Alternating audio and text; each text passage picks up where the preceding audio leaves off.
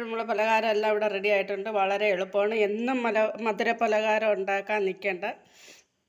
ഇതുപോലെ ഒന്നുണ്ടാക്കുമ്പോഴത്തേക്ക് ഷുഗറുകാർക്കും വളരെ സന്തോഷമാവും.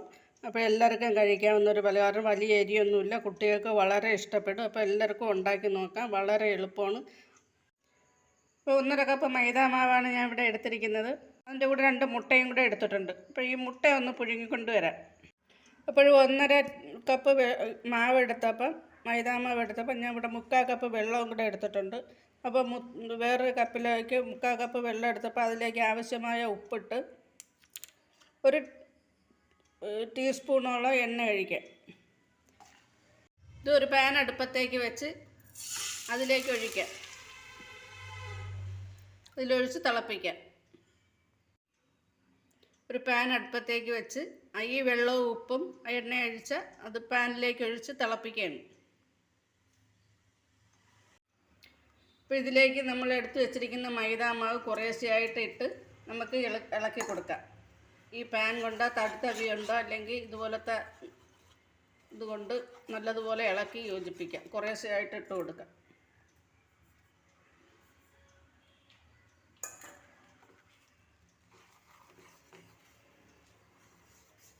ഇങ്ങനെ ഇളക്കിയെടുത്ത മാവ് ആറാനായിട്ട് മാറ്റി വയ്ക്കാം.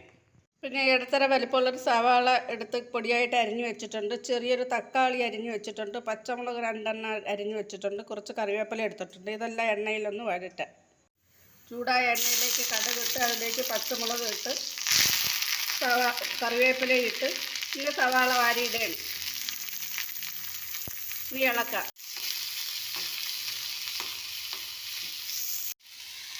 അവസാനം തക്കാളി ഇട്ട് വഴറ്റിയെടുക്കാം. ഇപ്പോഴേ ഇതിലേക്ക് ആവശ്യമായ ഉപ്പ് ഇട്ട് കൊടുക്കാം. ഇപ്പോൾ നമ്മൾ സവാളയും തക്കാളിയും കൂടെ വഴണ്ടി വന്നിട്ടുണ്ട്. അപ്പോഴത്തേക്ക് നമുക്ക് തീ ഓഫാക്കി കൊടുക്കാം. പിഴിഞ്ഞെടുത്ത് 2 മുട്ട എടുത്ത് പുഴുങ്ങാൻ വെച്ചിരുന്നു. അപ്പോൾ പുഴുങ്ങിയെടുത്ത മുട്ട നമ്മൾ ഈ തയ്യാറാക്കി വെച്ചിരിക്കുന്നതിലോട്ട് ഇട്ട് ഇളക്കാം.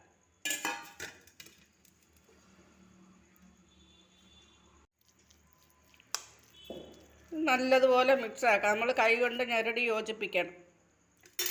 നല്ലതുപോലെ ഒരു ഇത് വരാതെ. ഇപ്പോൾ ചെറിയ ചൂടുണ്ട്. ഇനി ഇത് ആറിയതിന് ശേഷം നല്ലതുപോലെ ഞെരടി യോജിപ്പിക്കാം. ഈ മുട്ടയും ഈ നമ്മൾ തയ്യാറാക്കിയതുമായിട്ട് യോജിപ്പിച്ചെടുക്കണം. അപ്പോൾ ഞെരടി യോജിപ്പിക്കുന്നതിന് മുമ്പായിട്ട് 1/2 സ്പൂൺ മഞ്ഞൾപ്പൊടി, 1 ടീസ്പൂൺ കുരുമുളക് പൊടി, 1/4 ടീസ്പൂൺ ഗരം മസാല.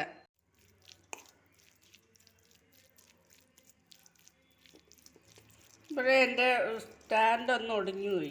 അപ്പോൾ അത് വെക്കാൻ പറ്റത്തില്ല. അതുകൊണ്ട് ഇച്ചിരി ബുദ്ധിമുട്ട് ആണ് ഞാനിത് ചെയ്യുന്നത്. ചെയ്യാതിരിക്കാനും പറ്റത്തില്ല.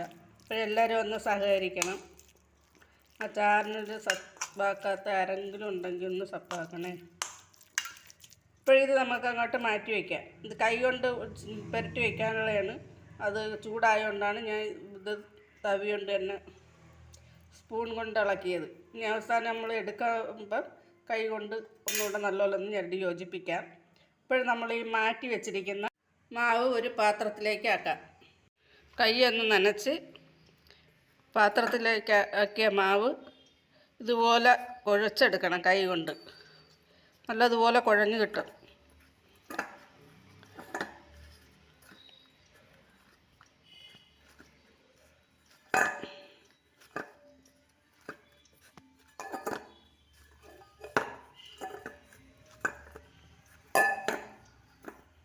ഇതുപോലെ ഓരോ ഉരുളകളാക്കി മാറ്റി വയ്ക്കാം.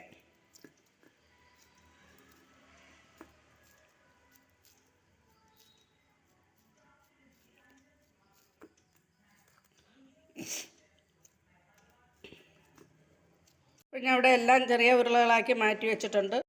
നമ്മൾ നേരത്തെ തയ്യാറാക്കി വെച്ചിരിക്കുന്ന ഫില്ലിംഗ് ഉണ്ടല്ലോ, അത് കൈ കൊണ്ട് ഇപ്പോൾ ആറിയിട്ടുണ്ട്. ഇനി ആറാനാണ് ഞാൻ നേരത്തെ മാറ്റി വെച്ചത്. സ്പൂൺ കൊണ്ട് ഇളക്കിയിട്ട് ഇനി കൈ കൊണ്ട് നല്ലതുപോലെ ഒന്ന് ഞെരടി യോജിപ്പിക്കാം.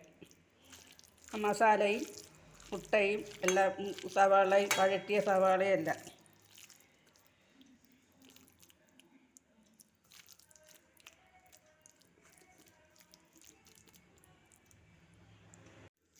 ഇപ്പോഴും ഓരോ ഉരുളകളെടുത്ത് ഇതുപോലെ പരത്താം. ഇനി ഇതിൽ നിന്ന് കുറച്ച് ഫില്ലിങ്സ് കോരി ഇതിലോട്ട് വെക്കണം,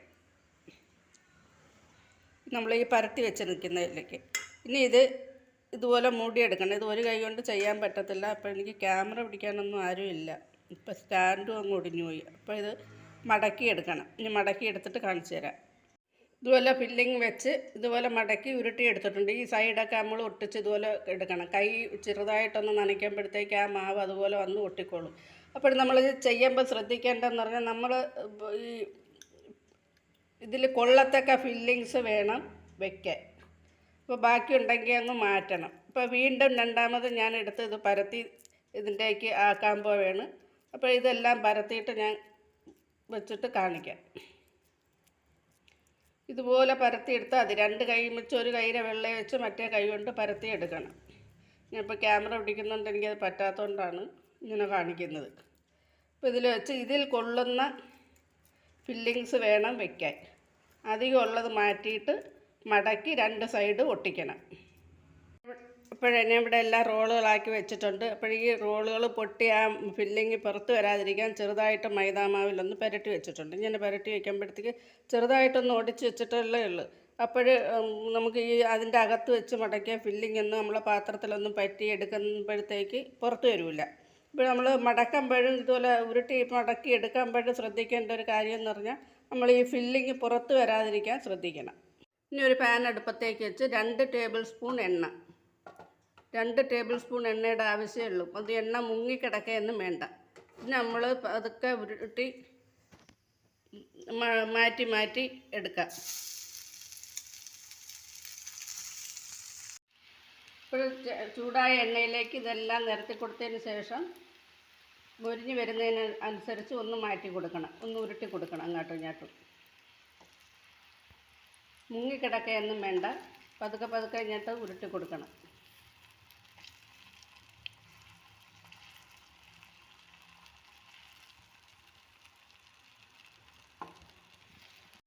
എല്ലാം ഇപ്പം ഞാൻ തിരിച്ചിട്ട് എനിക്ക് ഉരുട്ടി മാറ്റി മറുവശം ഇട്ടിരിക്കുകയാണ്. ചെറുതായിട്ടൊക്കെ ഓരോന്ന് കരിഞ്ഞിട്ടുണ്ട്. കരിഞ്ഞെല്ലാം നല്ലപോലെ മൊരിഞ്ഞെന്നേ ഉള്ളൂ, കുഴപ്പമൊന്നുമില്ല. അങ്ങനെ ആവുന്നതുകൊണ്ട് നമ്മൾ മൈദാമാവ് വേവിച്ചതായിരുന്നില്ല, അപ്പോൾ ഇത്രയും ഒന്ന് മൊരിയണ്ട. അതിനു മുമ്പേ ഒന്ന് ഉരുട്ടി മാറ്റി കൊടുക്കണം. അപ്പോൾ നമ്മൾ ഒഴിച്ച എണ്ണയെല്ലാം ഇവിടെ തന്നെ കിടപ്പുണ്ട്. ഞാൻ ഒന്ന് ചരിച്ച് കാണാൻ പറ്റുമോ എന്ന് അറിഞ്ഞുകൂടാ. എന്നാലും നമ്മൾ ഈ പലഹാരം ഓരോന്നായിട്ട് മാറ്റിയെടുക്കുക. ഇതാ മൈദാമാവ് ഒന്ന് തിളച്ച വെള്ളത്തിൽ കുഴച്ചെടുക്കുന്ന താമസമുള്ള. അത് ആറി വരുമ്പോഴത്തേക്ക് മൈദാമാവ് നമ്മൾ തിളച്ച വെള്ളത്തിൽ ഇടുന്ന നേരം കൊണ്ട് തന്നെ നമുക്ക് മുട്ട അടുപ്പി വയ്ക്കാം. ഇപ്പോൾ ഇത് മാവ് ആറി വരുന്ന നേരം കൊണ്ട് നമുക്ക് ഫില്ലിങ് തയ്യാറാക്കാം. ഇപ്പോൾ മാവ് പരത്തിയെടുത്ത് പരത്തി അതിനകത്ത് വെച്ച് ഇതുപോലെ കുറച്ച് എണ്ണ ഒഴിച്ച് ആ എണ്ണയിലൊന്ന് ഉരുട്ടി മുരിച്ചെടുക്കുന്ന ഒരു താമസമേ ഉള്ളൂ. എളുപ്പം ഉണ്ടാക്കാം, എല്ലാവർക്കും തയ്യാറാക്കാം. എല്ലാവരും ഓണായിട്ടൊക്കെ ഇങ്ങനെയൊക്കെ ഉണ്ടാക്കി നോക്കണം. വെറും മധുരപലഹാരം മാത്രം കഴിക്കാനായിട്ട് നിൽക്കരുത്.